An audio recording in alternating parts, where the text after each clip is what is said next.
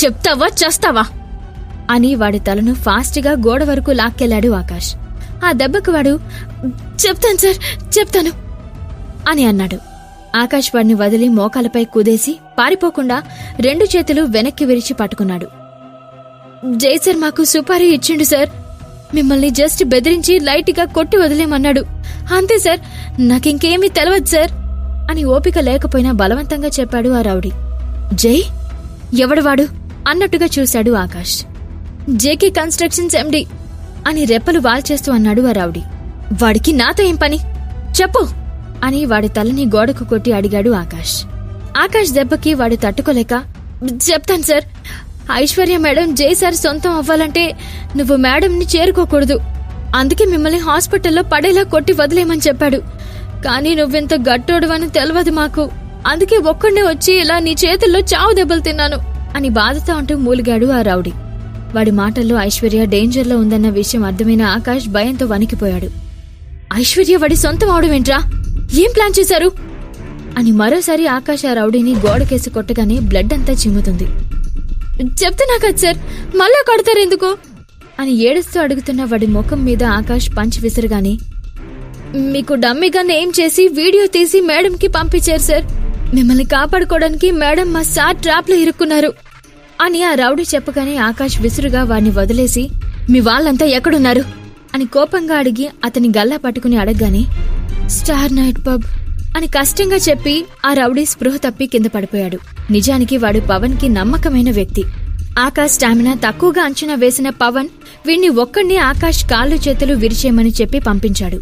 ఒకవేళ ఎక్కడైనా వాడు దొరికిపోతే జయకృష్ణ పేరు మాత్రమే బయటికి రావాలని స్ట్రాంగ్ గా వార్నింగ్ తీసుకోవడం వల్ల జయకృష్ణ పేరు తెర మీదకి తీసుకొచ్చి పవన్ ని తెర వెనుక దాచేశాడు. ఆకాష్ వాణ్ణి అక్కడే వదిలేసి కేఫ్ బ్యాక్ డోర్ నుండి పరుగులాంటి నడకతో బయటికి వెళ్లాడు. దొరికిన ఆటో పట్టుకుని స్టార్ నైట్ పబ్ కి చేరుకున్న ఆకాష్ కి పబ్ మొత్తం సైలెంట్ గా ఉన్నట్లు అనిపించింది. ఐశ్వర్యకి ఏం జరుగుతుందో అనే భయం కుదురుగా ఉండనివ్వడం లేదు. ఫాస్ట్ గా పబ్ ఎంట్రన్స్ దగ్గరికి వెళ్లిన ఆకాష్ కి ఐశ్వర్యకు అడ్డొచ్చిన 4 రౌడీలు ఆకాష్ ఎదురుగా వచ్చి నిల్చున్నారు. ఆకాష్ తలెత్తి వాళ్ళని చూసి గట్టిగా నిట్టూర్చి, రే ఇప్పుడు ఫైట్లు గట్రా చేసే ఇంట్రెస్ట్ అస్సలు లేదురా. లోపల నా ఐషు బేబ్ నా కోసం వెయిట్ చేస్తూ ఉంటుంది. సో మనం తర్వాత మాట్లాడుకుందాం అని కూల్ గా బుజ్జగిస్తున్నట్టు చెప్పాడు. ఆ 4లో ఒకడు ముందుకొచ్చి ఏం మాట్లాడకుండా ఆకాష్ ని వెనక్కి నెట్టాడు. కింద పడేవాడల్లా తమాయించుకుని నిల్చుని, రే రే అవతల నా ప్రాణం ఎంత అల్లాడిపోతుందో తెలియక పిచ్చి లేస్తుంది. దాన్ని చూసే వరకు ప్రశాంతంగా ఉండలేన్రా అని ఆకాష్ చెప్తుండగానే మరొకడు ముందుకొచ్చి ఆకాష్ కాలర్ పట్టుకున్నాడు. తన కాలర్ మీద పడిన చేతిని చూడగానే సర్రన బీపీ లేచింది ఆకాష్కి. వాడి చెయ్యి లాగి వెనక్కి తిప్పి మెలిపెడుతూ, డ్రై మాట్లాడుతున్నాను కదా, చెప్తే అర్థం కావట్లేదా అని అరిచాడు ఆకాష్. వాడి చెయ్యి విరుగుతున్న గుర్తుగా బోన్స్ పటపటమని సౌండ్ చేస్తుంటే నొప్పితో గట్టిగా కేకలు వేశాడు. అది చూసి ఆ గ్రూప్లో మిగిలిన 3 ఒకేసారి ఆకాష్ మీద విరుచుకుపడ్డారు. ఆకాష్ కూడా ఏమాత్రం తగ్గకుండా చెయ్యి విరుస్తున్న వాడి కడుపులో గట్టిగా తన్నాడు. వాడు ఎగిరెళ్లి ఎంట్రన్స్ గ్లాస్ డోర్ కి తగిలి దబ్బున పడిపోయాడు. వెంటనే తన వెనక నుండి వస్తున్న వాడి చెయ్యి లాగిపెట్టి ఎత్తేశాడు ఆకాష్. మరోవైపు పవన్ తనకి చెల్లెలు అని కూడా చూడకుండా జయకృష్ణకి అప్పగించేశాడు.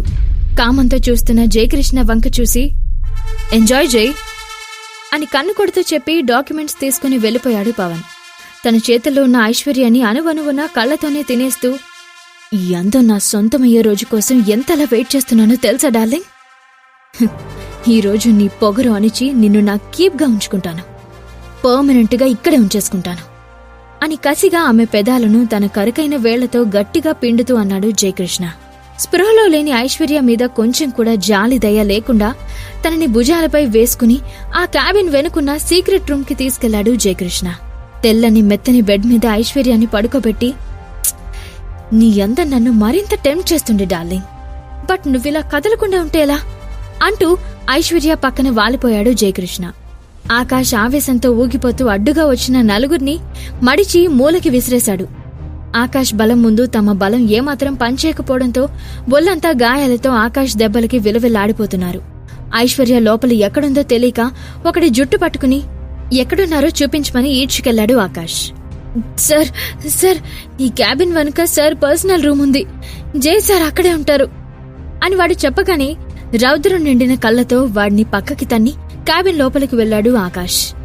క్యాబిన్ మొత్తం చెక్ చేసినా చిన్న క్లూ కూడా దొరక్కపోవడంతో అసహనంగా టేబుల్ మీదున్న ఫ్లవర్ వర్స్ విసిరేసి గట్టిగా ఐషూ అని గట్టిగా అరుస్తూ కన్నీళ్లతో మోకాలపై కూర్చుని ఊపిరాడ్డం లేదే, ఎక్కడున్నావే అంటూ పిచ్చివాడ్లా క్యాబిన్లోని ఫైల్స్ అన్ని విసిరేస్తూ అంతా గందరగోళం చేసి పిచ్చివాడ్లా అరిచాడు. అప్పుడే అక్కడ అతనికి ఐశ్వర్య పగిలిపోయిన గాజు కనిపించేసరికి మరింత కోపంగా కళ్ళెర్రచేసి రగిలిపోయాడు ఆకాష్. ఆవేశం బాధ కలిపి కోపంగా పక్కనే టేబుల్ మీదున్న బాటిల్ తీసుకుని గట్టిగా విసిరేశాడు ఆకాష్. అది నేరుగా వెళ్లి గోడకి తగిలి కిర్రుమని శబ్దం చేస్తూ ఒక పెయింటింగ్ పక్కకి జరిగి డోర్ ఓపెన్ అవ్వగానే అక్కడ కనిపించిన దృశ్యం చూసి ఆకాష్ గుండె బద్దలైపోయింది. ఐశ్వర్యని ఆకాష్ కాపాడతాడా లేక వాళ్ళ చేతుల్లో దెబ్బలు తింటాడా? ఈ ప్రశ్నలకు సమాధానాలు తెలుసుకోవాలంటే నెక్స్ట్ ఎపిసోడ్ వినాల్సిందే. క్రింద ఇచ్చిన లింక్ ని క్లిక్ చేసి పాకెట్ ఎఫ్ఎం యాప్ ని ఇన్స్టాల్ చేసుకోండి. Stay tune to pocket FM.